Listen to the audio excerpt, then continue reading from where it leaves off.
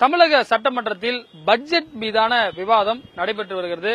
நேற்றைய விவாதத்தில் முன்னாள் மக்கள் நல்வாழ்வுத்துறை அமைச்சரும் விராலிமணி சட்டமன்ற உறுப்பினருமான விஜயபாஸ்கர் பங்கேற்றார். அவர் நம்மிடம் இருக்கார். அவரிடம் சில கேள்விகளை முன்வைக்கலாம். சார் வணக்கம்.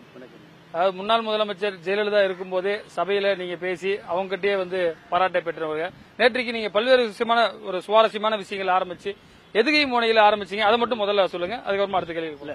பொதுவா சட்டமன்றம் என்பது புரட்சி தலைவி அம்மா காலத்துல ரொம்ப வைப்ரண்டா இருக்கும். இருந்தாலும் கூட ஒவ்வொரு சட்டமன்ற விவாதம், பட்ஜெட் விவாதம் இந்த முறை ஒரு 4 நாட்களுக்கு பட்ஜெட் விவாதம் இருந்தது. அந்த விவாதம் ரொம்ப ஆரோக்கியமாக மட்டுமல்ல, அறிவுபூர்வமாக புள்ளிவிவரத்தோடு இருக்க வேண்டும் என்பதுதான் எங்களுடைய அவா. அதனாலதான் சட்டமன்றம் அதிக நாட்கள் நடத்த வேண்டும் என்று எதிர்க்கட்சி தலைவர் எடப்பாடி வலியுறுத்துறாரு. பரவாயில்ல, பட்ஜெட் இந்த முறை 4 நாட்கள் விவாதம் நடந்தது. அதுல பட்ஜெட் விவாதத்தில் பங்கேற்றோம். எதுகை முனை என்பது ஒண்ணு இல்லை. நான் குறிப்பா வேளாண் பட்ஜெட்ல நான் பேசுகின்ற பொழுது நான் என்ன சொன்னேன் அப்படின்னா, வேளாண் பட்ஜெட்ல 2 சப்ஜெக்ட் நான் முன் வச்சேன். ஒன்னு உற்பத்தி திறன் குறைந்திருக்கிறது, இன்னொன்று சாகுபடி பரப்பு குறைந்திருக்கிறது. நேற்று நான் பேசிய அன்றுதான் சுனிதா வில்லியம்ஸ் அவர்கள் விண்வெளி தரையிறங்கி அவர் பத்திரமாக அவர் திரும்பினார். அதுல நான் என்ன சொன்னேன்னா, விண்வெளியிலையும் பெண்கள் முக்கியம், வயல்வெளியிலையும் பெண்கள் முக்கியம், ஒய்ஃபையும் முக்கியம், கலப்பையும் முக்கியம். ஆனால் இந்த வேளாண் பட்ஜெட்ல பெண்களுக்கான முன்னுரிமை என்பது கொஞ்சம் குறைவாக இருக்கிறது. மகளிர் சுய உதவிக்குழுக்கு ஒரு 2 கோடி, அப்புறம் மகளிர் சுய உதவிக்குழுக்கு ஒரு 4 கோடி மட்டும்தான் ஒதுக்கியிருக்கீங்க. பெண்களை நீங்கள் மையப்படுத்துங்கள். சுழன்றும் ஏற்பின்னது உலகம்னு சொல்ற மாதிரி பெண்களை நீங்கள் மையப்படுத்தினது. பொதுவாக அங்க ஏற்கனவே ஒரு சட்டமன்ற உறுப்பினர் ஒரு பாடல் சொன்னார், மணப்பாறை மாடு கட்டி சொன்னாரு. நான் அந்த பாடலோட தொடர்ச்சியை சொன்னேன். அதாவது சேர்த்த பணத்தை சிக்கனமா, செலவு பண்ண பக்குவமா, அம்மா கையில கொடுத்து வைக்கணும் செல்லக்கண்ணு, அதை 600 ஆக்குவாங்க செல்லக்கண்ணு என்று அந்த பாடல் வரிகள் இருக்கு. அதனால பெண்களை நம்ம மையப்படுத்துறப்ப வேளாண் தொழில ஒரு மிகப்பெரிய முன்னேற்றத்தை நாம் காணலாம் என்பதுதான் என்னுடைய பண்பான கருத்து. பல்வேறு புள்ளி விவரங்களை சுட்டி காட்டினீங்க. கடன் சுமையை பத்தி சொன்னீங்க. அவர்களும் சில விளக்கங்களை கொடுத்தார். ஏடிஎம்கே ஆட்சியிலும் கடன். அதுல என்ன நடந்தது அந்த டிபேட்ல? இல்ல ரொம்ப நான் 5 கேள்விகளை இந்த பட்ஜெட்ல நிதித்துறை அமைச்சர்கிட்ட முன்வைத்தேன். ஒன்னு, நீங்கள் எதிர்கட்சியாக இருந்து நாங்கள் அதிமுக ஆளுங்கட்சியான எடப்பாடி முதலமைச்சர் இருந்தபோது அவங்க என்ன வாதிட்டார்கள் என்று சொன்னா, நீங்க அதிகமா கடன் வாங்குறீங்க, தமிழகத்தை கடனாளி ஆக்கிட்டீங்க அப்படின்னு சொன்னாங்க. அப்படி என்றால் அதே கேள்விதான், அதே பால நாங்க இப்ப திருப்பி போட்டோம். இப்ப வருவாய் பற்றாக்குறையை நீங்கள் முற்றிலும் அகற்றுவோம் என்று சொன்னீர்களே, அதை நீங்க அகற்றினீங்களா? அதை பண்ணல. இந்த ஆண்டு நீங்கள் கடன் அளவை குறைப்போம்னு சொன்னீங்க, குறைச்சிங்களா? இந்த 5 ஆண்டுகள் மட்டும் 4,52,000 கோடி கடன் வாங்கியிருக்கிறாங்க. இதுவரைக்கும் வரலாற்றில் இல்லாத அளவிற்கான கடன். உடனே இதை சொன்ன உடனே அப்புறம் கடன் வாங்கி மூலதன செலவை தானே செய்யணும்னு நீங்க சொன்னீங்க. இப்ப நீங்க மூலதன செலவை செய்யலையே. நீங்க கிட்டத்தட்ட 1,05,000 கோடி கடன் வாங்கியிருக்கிறீங்க. அதை ரெவென்யூ எக்ஸ்பெண்டிச்சருக்குள்ள நீங்க பயன்படுத்துறீங்க. சோ எதெல்லாம் செய்யக்கூடாது என்று நீங்கள் எதிர்கட்சியிலிருந்து வாதிட்டீர்களோ அதை தானே இப்பொழுது நீங்களும் செய்திருக்கிறீர்கள். அப்போ உங்களுக்கு ஒரு நியாயம், எங்களுக்கு ஒரு நியாயமா என்றுதான் என்னுடைய கேள்வி. அமெரிக்காவெல்லாம் கூட சுட்டிக்காட்டி அதுல அமைச்சர் என்ன, மாண்புமிகு அமைச்சர் அவர்கள் என்ன சொன்னார் அப்படின்னா, அமெரிக்காவும் கடன் வாங்குகிறது, இந்தியாவுக்கு கூட கடன் வாங்குகிறது, அதனால நாங்களும் கடன் வாங்குறோம்னு சொன்னாங்க. அப்புறம் இன்னொரு என்ன சொன்னாரு, கடன் வாங்குவது என்பது அது எங்களுடைய திறமை. அதாவது கடன் வாங்குறது நாங்க ஒரு கட்டுக்குள்ளதான், பைனான்ஸ் கமிஷன் என்ன சொல்லியிருக்கோ அதுக்குள்ளதான் வாங்கியிருக்கோம்னு சொன்னாங்க. நான் என்ன கேட்டேன் என்று சொன்னால், அமெரிக்கா கடன் வாங்கலாம், இந்தியா கடன் வாங்கலாம், நீங்க கடன் வாங்குறீங்க அப்படின்னா சாதாரண ஒரு சாமானியன் இன்னைக்கு என்ன நினைக்கிறான்னா, நீங்க அந்த பைனான்ஸ் கமிஷன் ஒரு ஏற்கனவே 20% என்று நிர்ணயித்தது. நம்ம அதிமுக ஆட்சியில் 20% தான் அந்த எல்லைக்குள்ள இருந்தோம். கொரோனா காலத்தில் அது 23% உயர்ந்தது. இப்பொழுது நீங்கள் 26.09% கடன் வாங்குறீங்க. ஆனா நிர்ணயித்த பைனான்ஸ் கமிஷன் நிர்ணயித்தது டெபிட் டு ஜிஎஸ்டிபி என்பது, அந்த நிர்ணயித்த அளவு என்பது 28%. அப்படின்னா மூச்சு முட்டக்கூடிய அளவிற்கு நீங்கள் ஏன் கடன் வாங்க வேண்டும்? மூச்சு முட்டக்கூடிய அளவிற்கு நீங்கள் கடன் வாங்கலாமா என்ற கேள்வியை நான் எழுப்பினேன்.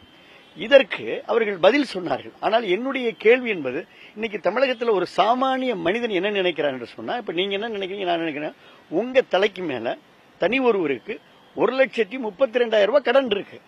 ஒரு தனி குடும்ப தலைவனோ தலைவிக்கு ஒரு ரேஷன் கார்டு நீங்க வச்சிருக்கீங்க. நான் தான் குடும்ப தலைவன் என்று சொன்னா, நான் குடும்ப தலைவன் இருக்கு, எனக்கு 4,13,000 ரூபாய் இன்னைக்கு கடன் இருக்கு. ஆக இதை தான் மக்களை நீங்க கடனாளியா தள்ளிட்டீங்கன்றதுதான் எங்களுடைய வாதம். சரி, இப்ப குறிப்பா ஹெல்த் டிபார்ட்மெண்ட், நீங்க முன்னாள் சுகாதாரத்துறை அமைச்சர், ஹெல்த் டிபார்ட்மெண்ட்ல சில வாதங்களை முன்வைத்தீங்க. அதுக்கு அமைச்சரும் பதில் சொன்னாங்க. இன்சூரன்ஸ் அதே பயனாளிகள் குறித்து எல்லாம் சொன்னாங்க. அது என்ன நடந்தது சார்? சுகாதாரத்துறையில பல்வேறு கருத்துக்கள் இருக்கு. இருந்தாலும் வாதத்துக்கு எடுத்துப்பட்டதுல முதலமைச்சருடைய காப்பீட்டு திட்டத்தில் இன்னைக்கு அரசு மருத்துவமனையிலேயே காப்பீடு அட்டை வேண்டும் என்று நிர்பந்திக்கிறாங்க. அது கூடாது என்பதுதான். அதாவது ட்ரீட்மெண்ட் ஃபர்ஸ்ட், அப்ரூவல் நெக்ஸ்ட். ஆனால் அப்ரூவல் ஃபர்ஸ்ட் அப்படின்றத காட்டிலும் அப்ரூவல் மஸ்ட் அப்படின்ற நிலைமை இருக்கு. அது தவிர்க்கப்பட வேண்டும் என்பதான் எங்கள் கருத்து. அது மட்டுமல்லாமல் முதலமைச்சர் காப்பீடு அட்டை என்பது 1,52,00,000 பேர் கொடுத்திருந்தாங்க. இப்ப பாத்தீங்கன்னா அதை டீஆக்டிவேட் பண்ணி 1,48,00,000 கொண்டு வந்துட்டாங்க. அப்படின்னா 4 லட்சம் கார்டை வந்து அவங்க டீஆக்டிவேட் பண்றாங்க. அது இப்ப உங்களுக்கும் எனக்கும் தகவல் தெரிவிக்கிறது இல்ல. நீங்க உங்களுக்கு ஒரு ஹார்ட் அட்டாக் வருது, வரக்கூடாது, உங்களுக்கு ஒரு ஹார்ட் அட்டாக் வருது, நீங்க போய் மருத்துவமனையில் படுத்து ஸ்டண்ட் போட்டுட்டு இருக்க நேரத்துல கார்டை கொடுக்கறப்ப இல்லங்க உங்க கார்டு செல்லாது அப்படின்ற ஒரு நிலை இருக்கிறது. இதை ஏன் நீங்க பண்றீங்க, இதை முறையா நீங்க தகவல் தெரிவிச்சா கூட உடனே அவங்க வந்து மாற்று ஏற்பாடு செஞ்சுக்க முடியும். அது போன்ற நிலையை தவிர்க்கணும். ஒரு பைக் லோன் வாங்கினா கூட ஒரு சாதாரணமா ஒரு சின்ன ஒரு ஜிஎஸ்டி பே பண்ணா கூட அவங்களுக்கு அந்த முதலமைச்சர் காப்பீடுக்கான அந்த கார்டை அவங்க சிஸ்டத்துல போய் டீஆக்டிவேட் பண்றாங்க. இதை நான் ஓங்கி ஒழித்தேன். அது மட்டுமல்ல, இப்ப 5 ஆண்டுகள் அவங்க என்ன சொன்னாங்க, ஆண்டுக்கு ஒரு மருத்துவக் கல்லூரி என்பது என்னுடைய கொள்கைன்னு சொன்னாங்க. என்னுடைய கேள்வி என்பது, ஒரு 20 ஆண்டு காலம் இன்றைக்கு தமிழகத்துடைய வளர்ச்சியை மாண்புமிகு அம்மாவுடைய ஆட்சியில நம்முடைய முதலமைச்சர் அண்ணன் எடப்பாடியார் இருந்த பொழுது ஒரே வருடத்துல 11 மருத்துவக் கல்லூரிகளை நாங்கள் மத்திய அரசிடம் போராடி வாதாடி நிதியை கொடுத்து இடத்தை கொடுத்து தேர்வு செய்து பெற்று கல்லூரியை சிறப்பா துவங்கணும். ஒரு மெடிக்கல் காலேஜுக்கு 150 சீட், வரலாற்றிலே அது மாதிரி கிடையாது. 1650 சீட், 7.5% இடஒதுக்கீடையும் கொடுத்தோம். ஆனால் இன்றைக்கு 5 ஆண்டு பட்ஜெட் போட்டாங்க. இந்த 5 ஆண்டு பட்ஜெட்லையும் ஒரு மருத்துவக் கல்லூரி கூட கொடுக்கல. நாங்க கேட்டா மத்திய அரசு கேட்கிறோம்ன்றாங்க. மத்திய அரசு கேட்கிறோம் நீங்க சொல்லாதீங்க. மாநில அரசு மாநில நிதியில இருந்து இப்ப நாங்க புதுக்கோட்டை மருத்துவக் காலேஜ் மாநில நிதியில தான் கொடுத்தோம் 350 கோடி. கரூர் மெடிக்கல் காலேஜ் மாநில நிதியில தான் அம்மா கொடுத்தாங்க. அது போன்ற மாநில நிதியில இருந்து ஒரு மருத்துவக் கல்லூரி கூட கொடுக்கலன்ற கேள்வி எழுப்பணும், விட இல்ல. அக்ரி பட்ஜெட்லயும் நீங்க சொன்னது போன்ற வாசகங்கள், அவர்களும் நிறைய தமிழ் வார்த்தைகள்லாம் இருக்கு. அதை எப்படி பாக்குறீங்க சார்? இல்ல, அக்ரி பட்ஜெட்ல அவங்க என்ன சொன்னாங்கன்னா, வரப்பே தலகாணி, வைக்கோலே பஞ்சுமெத்தை, வேர்வையே பெருங்குளியல், வெற்றுடம்பே பட்டாடைன்னு சொல்லி இருந்தாங்க. இதுதான் இன்றைக்கு உழவர் நிலைமைன்னு சொன்னாங்க. உழவருக்கு இன்னைக்கு உழுதவனுக்கு உழக்கூட உழவு மிஞ்சாது என்று சொல்வது போல இன்றைக்கு வரப்பு தான் அவங்களுக்கு வந்து தலகாணி, வைக்கோல் தான் பஞ்சுமெத்தை என்ற நிலை தான் இன்றைக்கு இருந்து கொண்டிருக்கிறது. உழவருடைய நிலை 5 ஆண்டு உழவருக்கென நீங்கள் தனி பட்ஜெட்டை போட்டும் உழவருடைய நிலை மாறவில்லை என்பதுதான் எங்களுடைய கருத்து. சொல்றது என்னன்னா, குறிப்பா டைம்ஸ் ஆஃப் இந்தியா, இந்து போன்ற நாளிதழெல்லாம் சிறப்பா சொல்லப்பட்டிருக்கிறது. ஒரு தேசிய பட்ஜெட்டுக்கு எந்த அளவுக்கு ஒரு ஸ்பேஸ் இருக்குமோ அந்த அளவுக்கு ஒரு ஸ்பேஸ் இருந்ததா இன்னைக்கு கூட பேசின எம்எல்ஏக்கள், டிஎம்கே எம்எல்ஏக்கள் ரொம்ப கரெக்ட் தான் sir. What is the outcome? என்னுடைய கேள்வி என்பது ஒரு அவுட்கம் வேணும்ல. ஒரு விஷயம் நான் எவ்வளவு நேரம் படித்தேன் அப்படின்றது முக்கியம் இல்ல, நான் எவ்வளவு நேரம் உழைத்தேன் என்பது முக்கியம் இல்ல, எவ்வளவு நீங்க மார்க் வாங்கினீங்க அப்படின்றத முக்கியம். What is the outcome? ஒரு ப்ரொடக்டிவிட்டி என்ன அப்படின்னு. இப்ப கிருஷி கர்மா அப்படின்ற விருதை நம்ம உற்பத்தி திறனுக்காக மத்திய அரசு 5 முறை தொடர்ந்து வாங்கணும். இன்னைக்கு அந்த விருதை வாங்கல. இன்னைக்கு ஆர்கன் டிரான்ஸ்பிளான்ட்ல ஹெல்த் டிபார்ட்மெண்ட் எடுத்துக்கிட்டீங்கன்னா 6 முறை தொடர்ச்சியா வந்து இந்தியாவிலே நம்பர் 1 மாநிலம், ஃபர்ஸ்ட் இந்தியாவிலே ஆர்கன் டிரான்ஸ்பிளான்ட் ஃபர்ஸ்ட் அவார்டு வாங்கணும். இப்ப வாங்கல. இதான் சொல்றோம். சோ அவுட்கம் இல்ல அப்படின்றதான் என்னுடைய கருத்து. நீங்க கேட்டது போல கடைசியா பட்ஜெட் கருத்து என்ன சார்? உங்க என்ன வந்து புகழ்றாங்க, நிறைய விஷயங்கள் சிறந்த பட்ஜெட்னு சொல்லப்படுகிறது. அப்படி உங்களுக்கு பார்வை என்ன? கடைசியா ரொம்ப அருமையான கேள்வி கேட்டிருக்கிறீங்க. உங்களுக்கு என்னுடைய வாழ்த்துக்கள். இந்த பட்ஜெட் பத்தி நான் சுருக்கமா சொல்லணும். ஆங்கிலத்தில் ஒரு நல்ல பழமொழி இருக்கு, வாட்டர் வாட்டர் எவ்ரிவேர்